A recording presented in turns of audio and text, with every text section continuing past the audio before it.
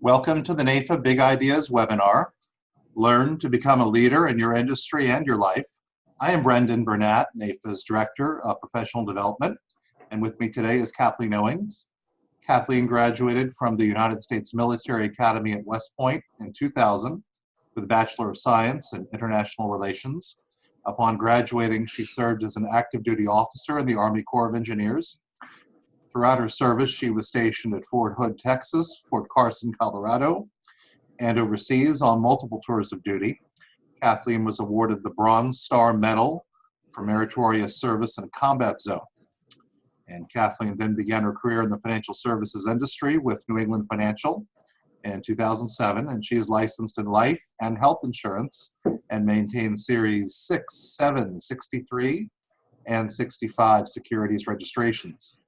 Kathleen was selected by the Colorado Springs Business Journal as a Rising Star, and that's known today as a 4 under 40 Rising Star. In 2009, she volunteered for the Peak Reader Program, which led to her involvement on the Board of Trustees for the Pikes Peak Library District. She served as the board president from 2012 to 2014, during which time PPLD was named Colorado Library of the Year for 2014. And Kathleen has also served extensively on the Colorado Springs Regional Business Alliance Political Action Committee during various election cycles. She enjoys spending time with her husband, Michael, and their daughter, and they take full advantage of Colorado's many outdoor activities, and among their favorites are skiing, hiking, and running, and some of the region's most daunting races, like the Pikes Peak Ascent. And I will tell you, I have been to Pikes Peak when I was a very little boy, and I couldn't believe the depth of it and the height of it. So you're definitely on my cool list if you've accomplished that. That's something else. Well, Kathleen, welcome, and thank you for joining us today. Thanks, Brendan. Thanks so much. Thank you for that introduction. It is my pleasure. You're right. Pikes Peak is quite a height. It's 14,000 feet, one of the 14ers we have here in Colorado, and it's definitely interesting when you get above tree line up there. So what do I want to talk to you all today? And thank you for joining me and taking time out of your busy days to come on to this webinar. But what I want to talk about is becoming a leader in the industry in your life. Brendan went through some of my background, and it's definitely helped in my career as an advisor in the financial services industry, having some unique parts of my background that maybe some would not think have helped, but certainly have. So let me jump on into it. So what I'm going to talk to you about today, Brendan talked some about it, and then also dive into the 4 guiding principles that I really build my life, my practice, and all that I do around. So I'll jump into those and then give you some book recommendations. There are several books that I still continue to go back to even today after having read them 1, 2, in some of the cases, these books I've read 3 times or listened to on Audible. And then I want to give you some key takeaways. I don't want just you to have this conversation with me and listen. I hope to give you some key takeaways that you can use and implement in your life. I also included some pictures there. So on the first slide we have, those are a contingent of my Colorado NAFA members at Congressional Conference a couple years ago on the state capitol there. And I'll talk a little bit about my experience in the industry and helping support our industry. So Brendan talked a little bit about my background. As he said, I went to the United States Military Academy. I actually told my parents at the age of 13 that that's where I wanted to go. That is the only school I actually applied to. I had a backup school, but I didn't have to apply there. It was Penn State because my best friend was going to go there, but ended up focusing from 13 to 17. My goal was to go to West Point, and that is where I ultimately went, obviously.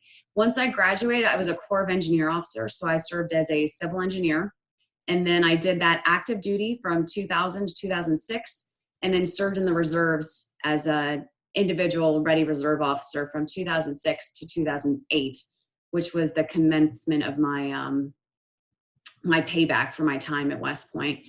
While I was active duty, my husband and I actually both deployed to Kuwait and Iraq in 2003. And there's a picture of us there. That is in Kuwait. It looks pretty barren, and I will tell you it is. That was literally the middle of the desert. nothing around but the installation that the Army's had put up there, and also Air Force as well was there with us. As Brendan said, I did receive a Bronze Star for my efforts there in Iraq. My husband is also a West Point grad. I met Mike when we were cadets together in the 90s, so I'm certainly dating myself. We've been married now for 18 years, and we have one daughter, a 13-year-old. And we all love to ski. Emma's not so much into the running. Mike and I are big runners, and as Brendan said, I've done the Pikes Peak Ascent, which is a half marathon up Pikes Peak. I've done that 3 times. And my husband's starting to get into ultra marathons. So he's done a 50-miler and some 50Ks. So a little bit more extreme out here in Colorado, but that's the lifestyle we love to lead. I've been in the business since 2007, and I'm one of the owners of our company here in Colorado Springs called Westbuilt Financial Group. Some of my give back to the community, if you will, I think it's really important not only owning a business and being a business owner here in Colorado Springs, but I love to give back. So some of my give back, and much of it, quite frankly, has been on the Pikes Peak Library District. I sat on that board for 10 years. It's actually an appointed position. It's a joint appointment between county commissioners and city council. And my run was from 2008 to 2018. I did serve as the president for 4 years. I had one term from 2013 to 2015. And then my last one was actually the last year I was on the board, as I was the senior trustee on the board, and that was in 2018. So just last year. I have been serving also as the state president for Colorado. I am currently the state president. Actually have some meetings this week I'm going to be attending, and I've been doing that now for 16 months. I'm one of those that's filling the gap with QME going to a calendar year, and I said, you know what, I'm going to keep the leadership consistent, and my board did it with me as well. I'm not doing this alone, as well as the other leaders. So we've been serving for 18 months, which is a long time. We're a great team, and we've been working really well together to support Colorado. And then lastly, I was very lucky and fortunate to be named as a 440 for NAFA in 2018. So that's just a little bit about myself and what I do. So let me kind of dive into the guidelines, the guiding principles that I talked about. So 4 areas that I really focus in on my life that makes me a complete and whole person that I like to think. And the first one is personal. So my husband and I are very big believers that health, as it says there, is the most important asset we have. That is something that can never change. You can certainly change it yourself and work on it, but the fact of the matter is health is the most important thing that we have. So Mike and I, my husband and I, very big into health and fitness. As I said, we're big runners. 2 of those pictures there are from 2 different years of the Pikes Peak Ascent. It's a tough race, but I love to challenge myself, and it gives me a really great opportunity to build goals for myself. And I'll talk about goal building and goal creation here in a little bit, but I do the same thing like I do with my business and business plans. I do in my personal life and personal goals. So what I would recommend, and this is what I do, is developing personal goals for yourself each year. And I'm actually going to turn here real quick. I'm going to get something out that I have in my drawer. I am in my office, but I'm going to pull out what I keep in my drawer. And this is, I'm not going to get too close so you can see them all, but this is my list of goals that I create each and every single year. I have one set that's posted at home on my mirror, so I see it every day. And then one set right here in my desk. So I think it's really important is that you're intentional and be intentional about your goals and write them down, share them, post them. I mean, I tell people, I tell friends and family what my races are going to be for the next year. I'm not sure if I'm going to do the Ascent. I'm actually thinking about doing my first 50K. I used to run marathons when I was younger, but taking that up a notch and going for the 50K, which would be 32 miles, so 6 miles longer than your normal marathon.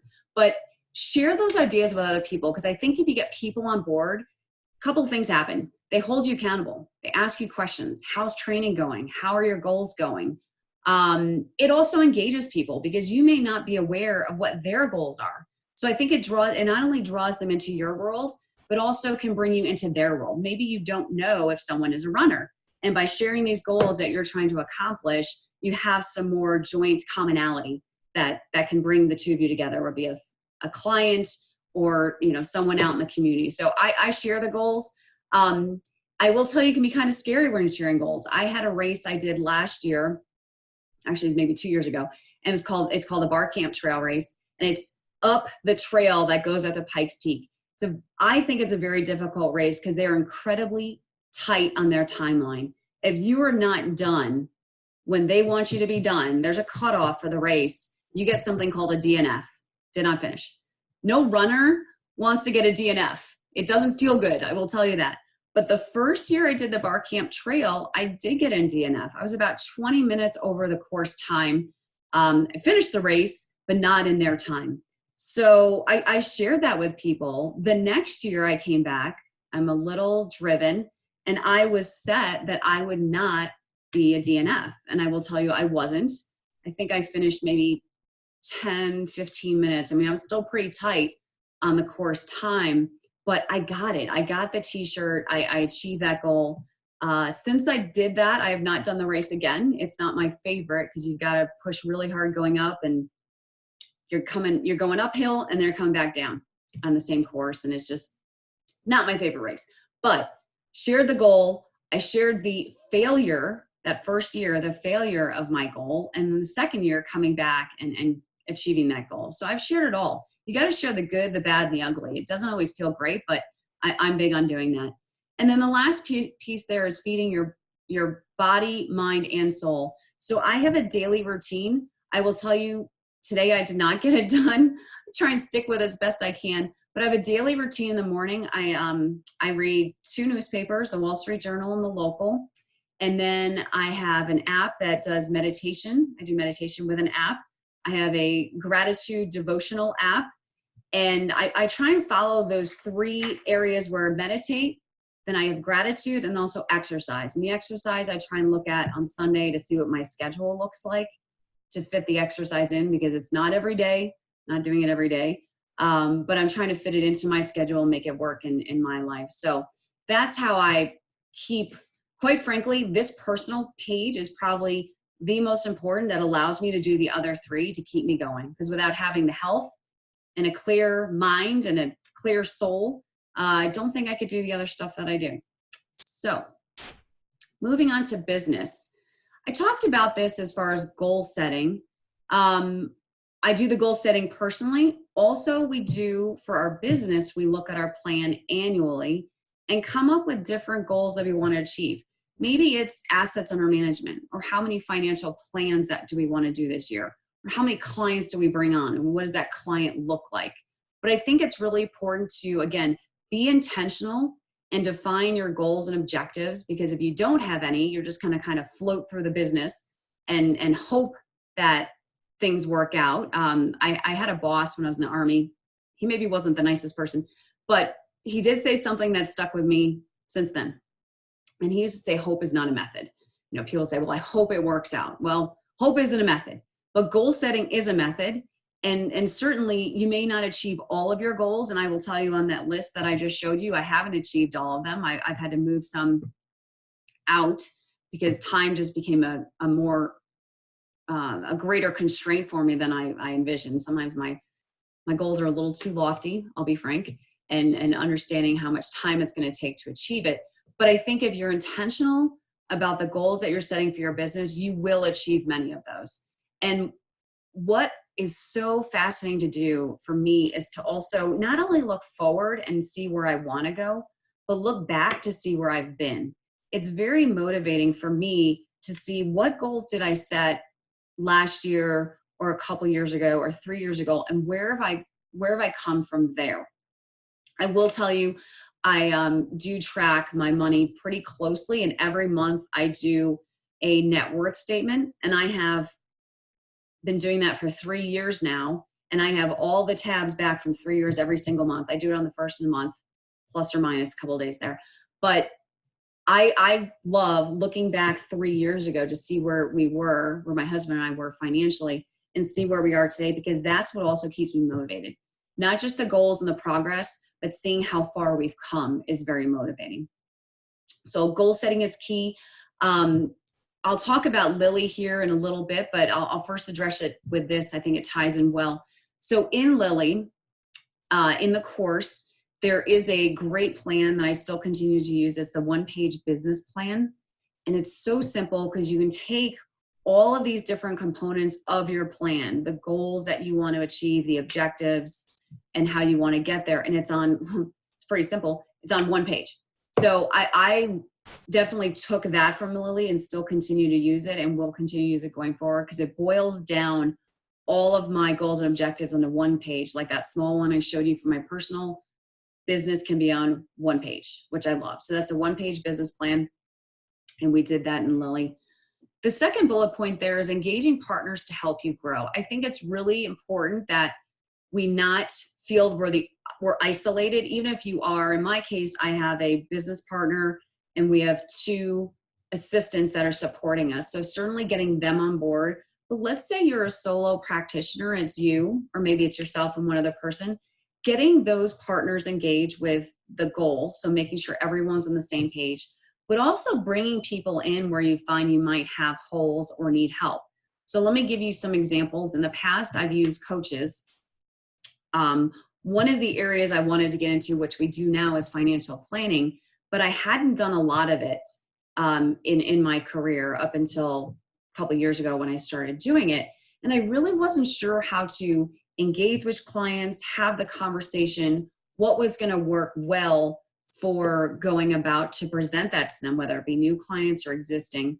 So I did find a coach, and she helped me formulate those conversations, ask those deep diving questions, and then have an offer for the plan that made sense financially and also based upon what their needs were to start adding that to our practice. And now I'll tell you, we don't give away our information to anyone. I mean, we're bringing on new clients through the financial planning process, and then ultimately they're coming in with their assets and then also looking at life insurance and their other aspects. But we are allowing ourselves to be holistic and comprehensive and getting paid for our time, which I think is important as professionals. So I had to engage with a coach to help me do that, because I really didn't know where to start. I think, again, it's really important. I give you other examples of other areas that I've brought people in, but it's important to reach out when you feel like you need additional support or you need additional help, and finding those experts out there to help you to really set the path for you going forward, because it can be daunting with any new task. So the next point there, seeking out knowledge and training. I think it's so important. And LILI, we talked about this a lot in Stephen Covey's book, The 7 Habits of Highly Effective People. One of the areas you focus on is sharpening your saw. And what that means is we are not, especially in this industry, we all know that the information and education is not static. What I mean by that is things will constantly change. It is very dynamic. And the amount of information we need to retain is pretty amazing when I think about the areas of lives, our clients' lives that we touch, and all the information that we have to stay abreast of, whether it be life insurance, disability, long-term care, investments, the understanding of tax law codes, health insurance, property and casualty. The list goes on and on and on. So for me, I'm always seeking out knowledge and training. And if you're on this call today, you're doing that. You're seeking out knowledge and training. You're looking to see if there's something you can glean from this conversation that can help you. Think there's other ways you could do it. Other webinars are fantastic. Also going to conferences. I go to several conferences a year. One is my broker-dealer conference, and the other is the P+P conference through NAFA. And I can tell you, every time I've gone to those conferences, I've walked away with something that has either helped me to better myself or to grow my business. So I think seeking out that knowledge and training is so important, because that just helps you continue also to be dynamic, continue to grow your knowledge base and be a value add to your clients and your prospects. The other thing I also do in that area is we don't do taxes. I'm not an enrolled agent. I'm not a CPA.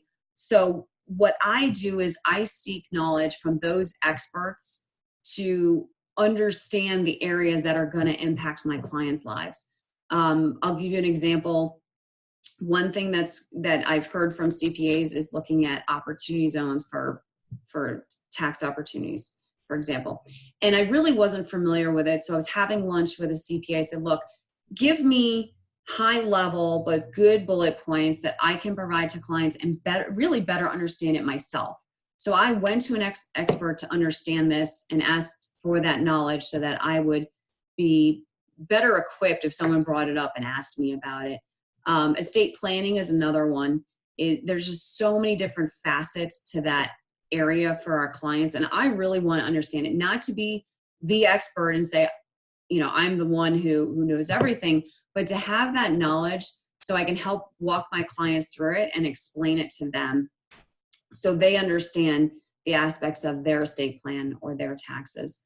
So I have those experts that I reach out to when I have questions outside of my knowledge base, and also when I want to seek additional knowledge. I think that's really important. So really that's building your team of experts that can help you, because we can't be all things to our clients. I think that's important to understand that as well. But having that team of experts you can engage can be really helpful for yourself and your clients. And then the last thing there, I want to talk about mentors. I have several. I'm also a member of a group called WIFS, Women in Financial Services. And I actually did enter their mentor program where I was a mentee and I was assigned a mentor. She's actually back east. And Pam and I have never met, but we would talk on the phone every quarter. And what she would do was help me look at my business. How do I want to develop it? She is where I want to go in the future, where I want the practice to grow to in the future.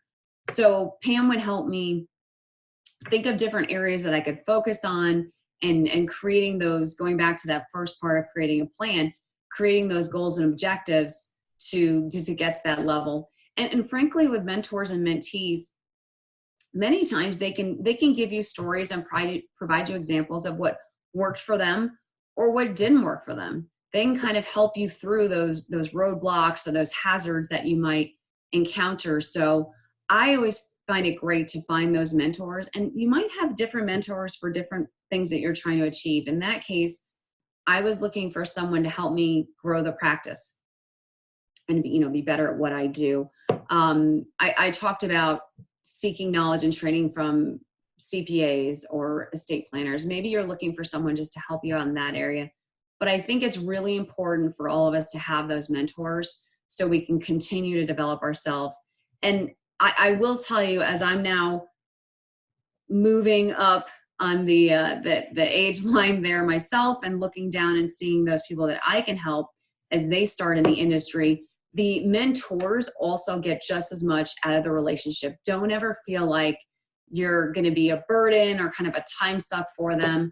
I know when I've talked to younger agents in the industry, I first of all love doing it because I think this is a phenomenal industry to be entering and to have a career in. So I love it. I love to share that with people.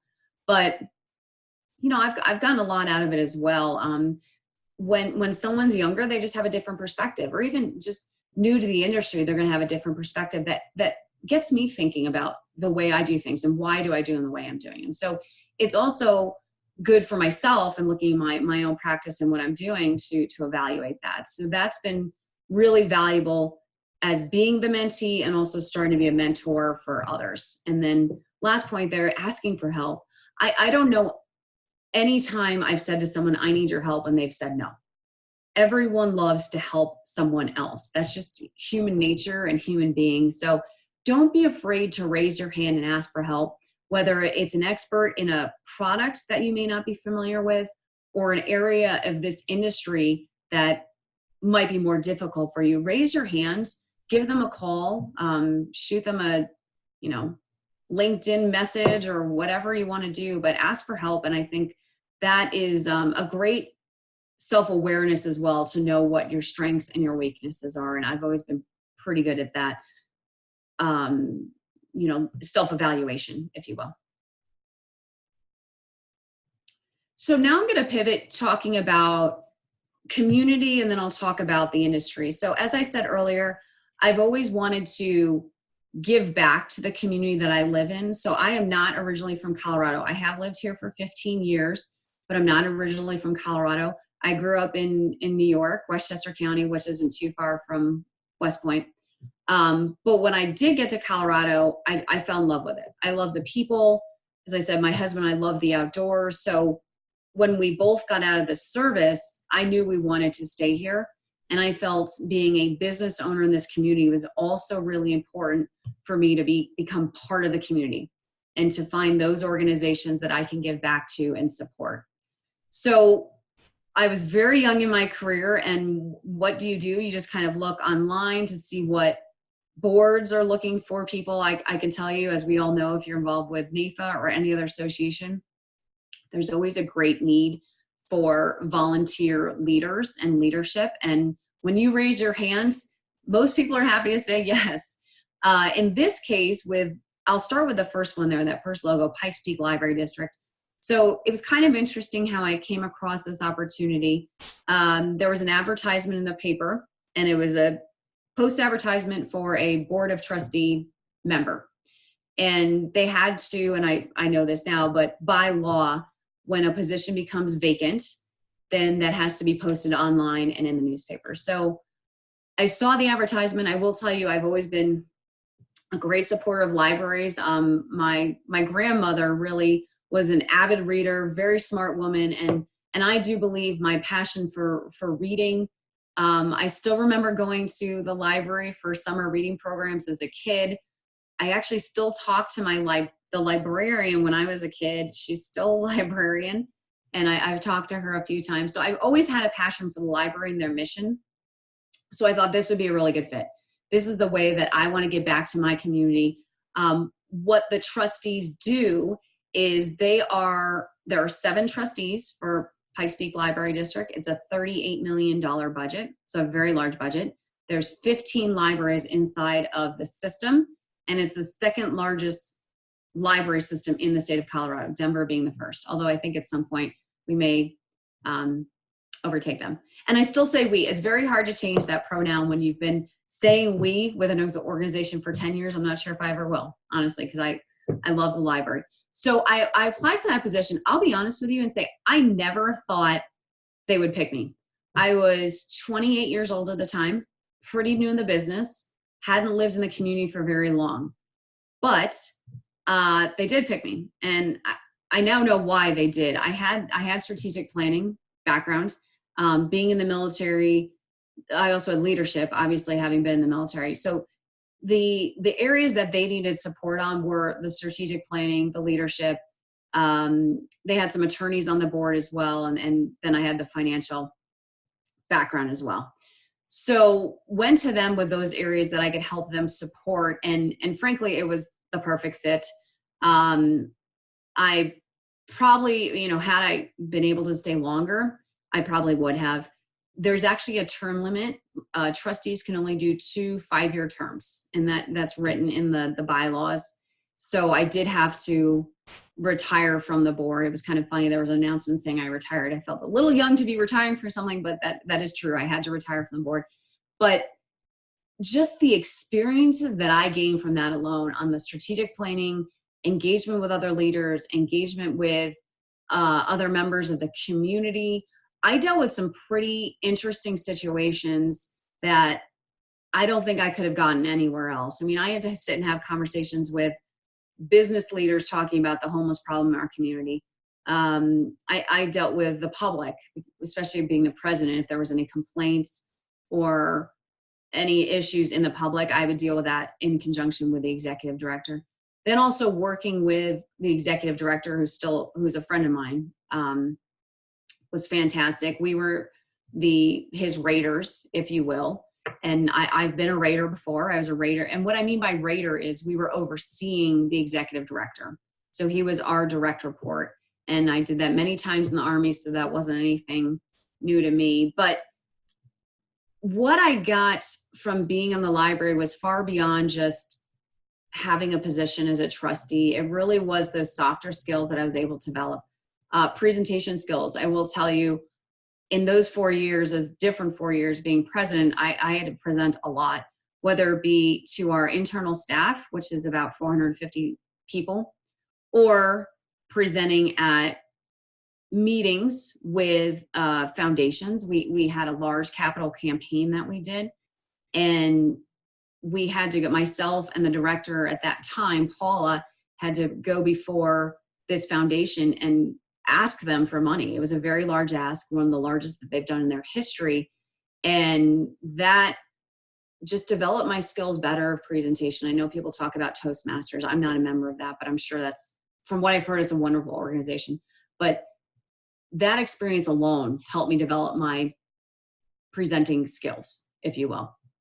So had a fantastic time there. The two pictures, so the first one on the left there is our staff.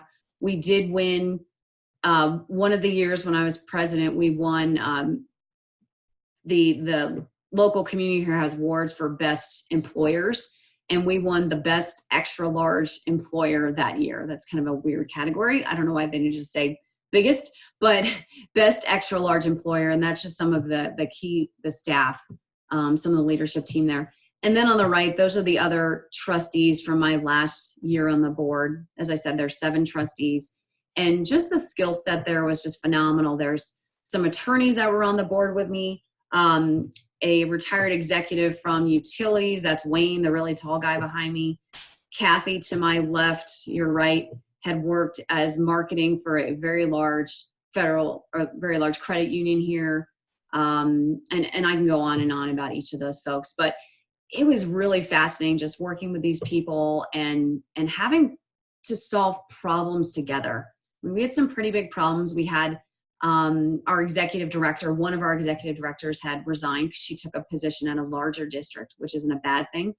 But for about 15 months, we had an interim executive director and had to find the right person to lead our organization. And we ended up finding John. I will tell you, I actually ran into him at a library conference. We were having some issues identifying qualified candidates for the position, and we did have an executive recruiting working with us.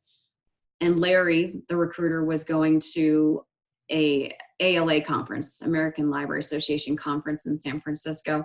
And I said to Larry, I'm coming with you. I was in charge of the search committee for the ED, executive director at the time. And I said to Larry, I'm coming with you. I'll talk to anyone. And I had been so ingrained in that culture that I knew the size districts we were competing with, people. I knew a lot of people. I was constantly seeing who was moving, where they were moving to, and the directors we were looking at. I hate to say targeting, but I'll say we were looking at. And I happened to run into John in the library of our hotel. We were all headed to the conference, and he was at Salt Lake City. I knew that was the right size for him to move from there to here. And I actually told him he should apply, and he kind of laughed at me and said, no, thank you. He applied for the job a couple of months later, and we've had him now for several years, and he's fantastic. My point of that story is it took a team to move the library through that transition. And then also all of us having the tenacity to stick with the process. There were other candidates that came forward that we could have selected, but John was the right person, and we stuck with our team and the goals that we had to find the right director that would work for our district. So my second point there is coming to the table of any organization you're going to with no agenda other than to serve. I'm not one to go to a board to say, what is this gonna give me? You know, what is my payback?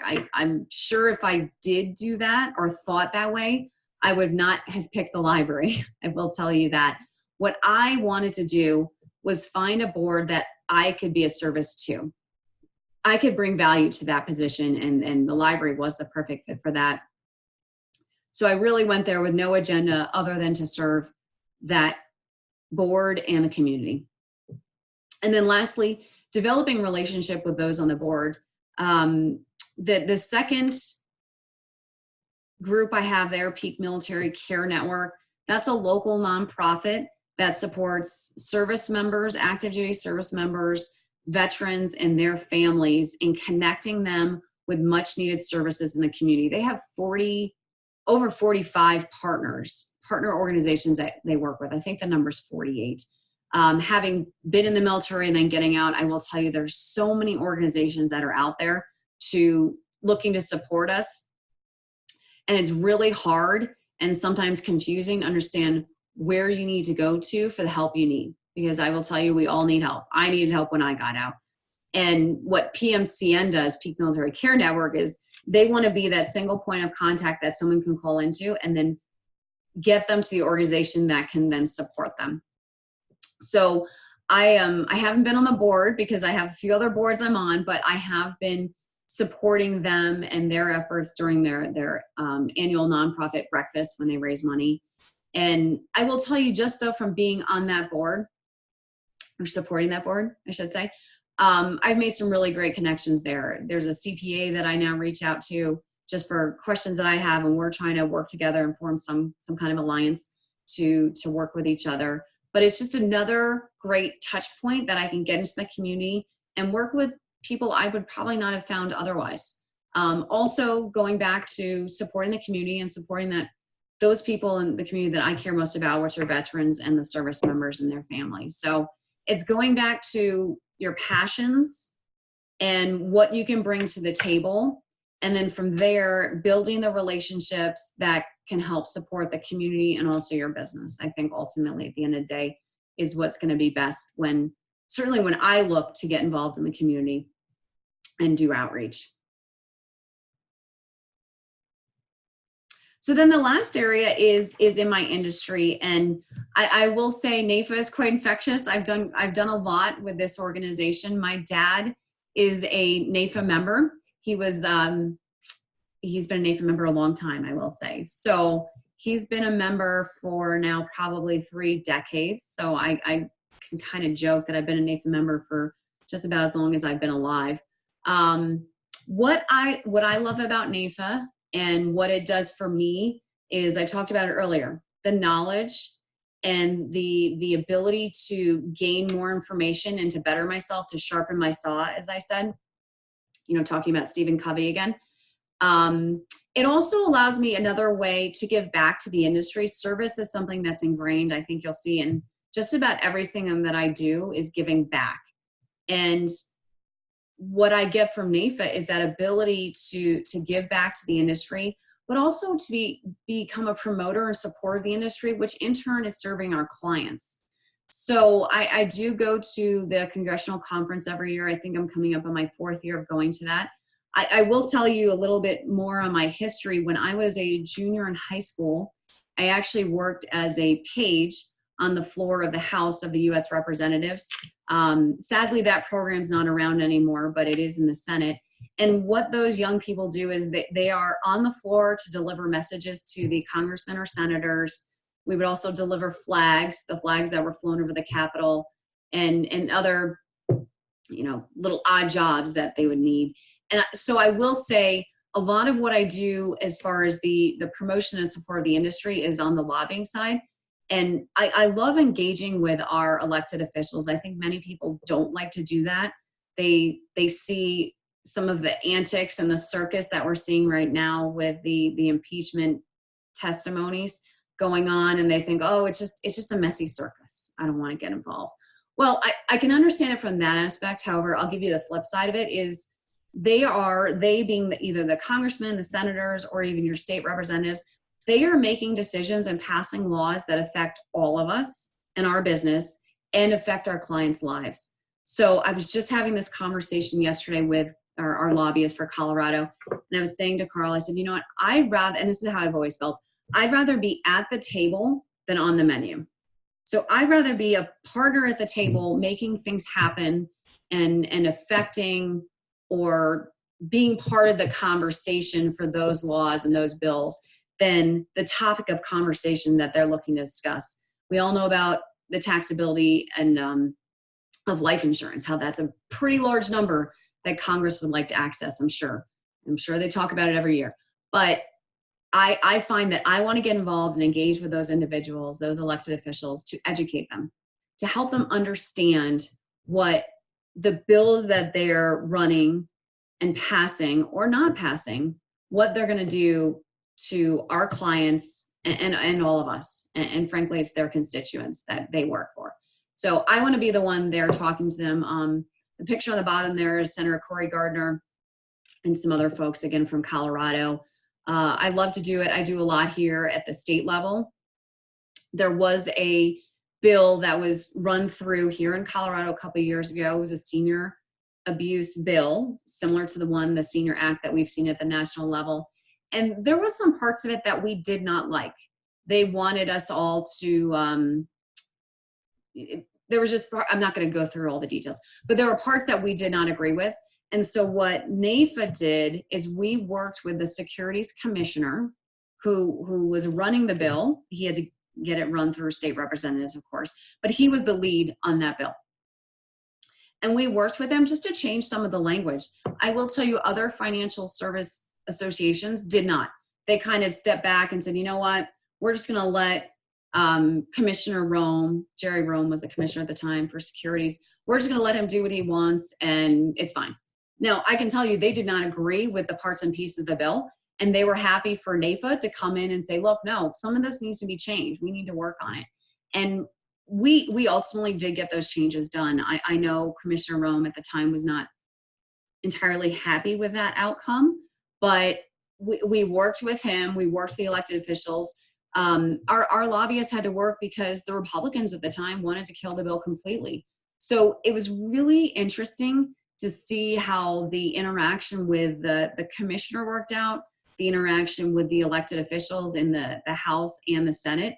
I also did testify on the original, the first version of the bill, and that in itself was also fascinating. You get 10 minutes to talk, and if you're not done in 10 minutes, they shut your testimony. Actually, they shut the microphone off for your testimony. Commissioner Rome actually went over his time, so they shut his microphone off.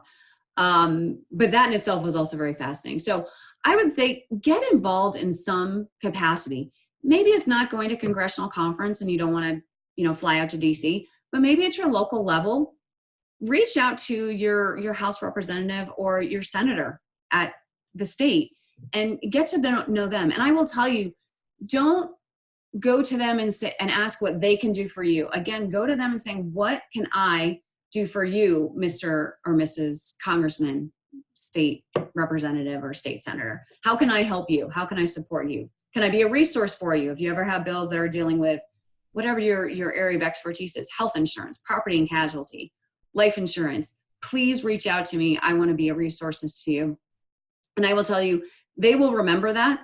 They will remember that you want to support and help them because they're being asked a lot for people, for their help, if that makes sense. Hopefully it does. So find a way you can get involved, because I will tell you that's been invaluable and a really fun part of being part of NAIFA and the industry.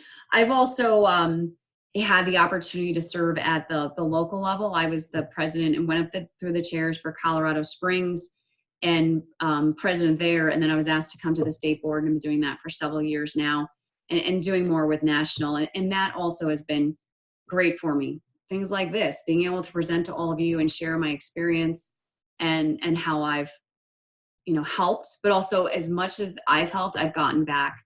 I'll talk a little bit about LILI and what that's done for me. You might say, well, Kathleen, what could you garner from LILI? You went to West Point, you're in the Army. I think leadership was pretty much drilled in your head. And it was, from 17 years old, very young age, I was kind of drilled in how to be a follower first and then be a leader. And you would think I'd learned everything.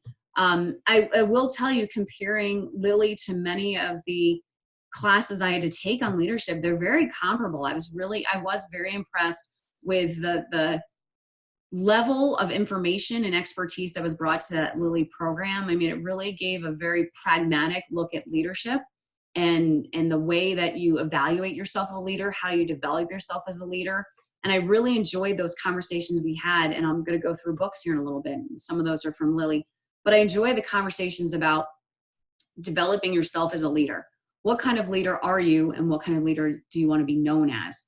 So I would say LILI is also a great opportunity for our industry and for members of NAIFA to take part in and to really develop yourself as a leader and take that back to your communities, take that back to your boards, take that back to your families. A lot of the stuff I learned in LILI, I've used at home or just shared those thoughts with my husband and daughter, maybe to my daughter's chagrin, but, shared that with my family. So that was a great course that I would absolutely do again. And thought it played very well with my past leadership experience, but looking forward as a leader, how it can develop me. So just a couple more slides and I'll wrap up and see if there's any questions here. Here's some book recommendations. Again, I wanted to give you all some takeaways that you can use yourself. So I've got 6 books here. 7 Habits of Highly Effective People, great book. It's pretty thick, I will tell you, but a great book by Stephen Covey, and how to, they did study on basically highly effective people and what they did, what they're all about. So if you're looking to develop yourself and become kind of that better version of yourself, if you will, I think this is a great book. The next 2, I'm really big on mindset and just tenacity and what makes people stick with something. I know what it's been for me. It's got to be internally motivated. If someone frankly, if someone tells me I can't do it, it's going to motivate me even more. But it needs to be myself and my own internal motivation for me to go forward and to continue my pursuits. So these 2 books were great. Grit and Mindset were fantastic, just to kind of give that deeper dive into, passion, perseverance, and success, just like it says there. Start with Why. I think that's great, not only for your own. Many of us have probably heard of Simon Sinek. If you Google him, YouTube, I'm sure he did TEDx talk. I think it was TEDx. Really well known for that. But starting with Why is really creating your core values and why you do what you do and why you are who you are. So I really like that. It was a good reminder to find my why. Then the last 2, those 2 focus more on my running, but I will tell you the stories are amazing. I don't know if anyone's familiar with Rich Roll or David Goggins. Both those guys probably shouldn't be running and or engaging at the levels they're at because of their stories, but I love nonfiction stories about people that just fight through and don't quit. And that's these 2 guys right there, Rich Roll and David Goggins. So love those stories, and I share those with people all the time. So let me jump into the takeaways here. One of them I think is key is many people, if you haven't been in leadership positions before or been a leader, management and leadership are 2 very different things. Anyone can manage someone or micromanage an individual and tell them what to do, but leaders are really, those are the folks that can set that vision and that mission and then have those that follow them to that. And, QME this past year has been a really interesting test on my leadership as the state president. It certainly harkens back to maybe my more challenging times as a leader in the Army, but I think those are 2 very different things. So think about that, management versus leadership. And if you're not clear, what your leadership style is, or if you want to become a better leader, look and ask for help to those areas like I talked about. LILI was a great course, and then going to the P+P conference has been fantastic. I will go every year, whether I'm in leadership or not, I will be attending that conference. Serving others and offering your talents for a greater purpose, I think, is huge. That's always been big for me, and I've always gotten more out of the experience than I feel like I've given, to be honest. And then 3rd point there, don't let your failures stop you. I talked about that race, the Bar Camp Trail Race. I didn't let it stop me the next year. I will tell you, one of my ascent, the Pikes Peak Half Marathon, the Pikes Peak Ascent, one of my ascent races, I was over the course time on that as well. I had a really horrible experience at about mile 10 and some altitude sickness. I finished the race, but not in the time that I wanted. And I've gone back and done it again and again. So don't let that be the stopping point for you. Don't let failure be the end. Because once you push through that, then you will achieve the success and those altitudes that you want to get to. And the last point is thinking big. When I look back and hear like Brendan talk about the stuff I've done, I don't know. I just can't picture myself growing up in Westchester County and thinking through all the stuff I've done and how I've achieved it, but I did it because I thought big. I never thought small. When I was little at 13 years old, I thought there's something greater for me out there and I want to see it. I want to be part of it. And that's how I've always been, is just thinking big, bigger than myself, outside of my realm of possibility. And I can tell you, I've certainly done that. So I hope those takeaways help you in your journey. And then lastly, I want to say thank you. Thank you for taking time today to join me and hear my story. And hopefully I've helped you. Here's my contact information. Please feel free to reach out to me. I would love to meet you sometime if we ever do connect at P+P or Congressional Conference or anywhere else. So thank you. And Brendan, I'm going to throw it back to you to see if there's any questions. Very good. Thank you so much, Kathleen. You mentioned altitude sickness at mile 10, which made me a little bit queasy. It reminds me of what you hear from certain World War II veterans, which is after we've been through this, nothing is scary. Nothing, nothing is hard in a somewhat, I suppose, smaller way, but also interesting. I think the only way that you are able to, really build that poker face, so to speak, is by going through something like that, including that running that you were doing. You mentioned LILI, and thank you for that, because this is the first in a series of more LILI-themed webinars that we're doing here, part of the Big Ideas presentation at NAFA. And now, you have been through, of course, West Point and LILI, West Point being the premier leadership training in the world, and then LILI, of course, NAFA's homegrown leadership that is very near and dear to our hearts. But at West Point, did you ever have to write your own eulogy? I'm curious about that. Do you remember doing that? No. That was a hard exercise, as most people can probably imagine. No, we never had to write our own eulogy. Although, because of my experiences, I mean, I don't know if it's sadly, it was reality. I did have to think about my own death at a very young age. Mike and I both went to Iraq in 2003, and I crossed the first day with Marines. So I certainly had those thoughts, like, what if I died at this time? But then when you actually go through the exercise of writing it, what is all the things you accomplished between that dash, from when you were born to when you pass away? That was really hard to do, honestly.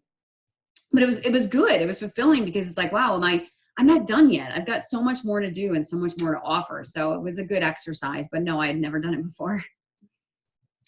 Well, one thing that I've read quite a bit about is, I suppose in all the service academies, is the concept of judgment, which is something that is difficult to teach, but really any leader has to have a sense of judgment. And I think that we teach that a bit in LILI, but I think that there's more that we could do in that regard. But certainly in your time in West Point, I'm sure that you learned some of that as well.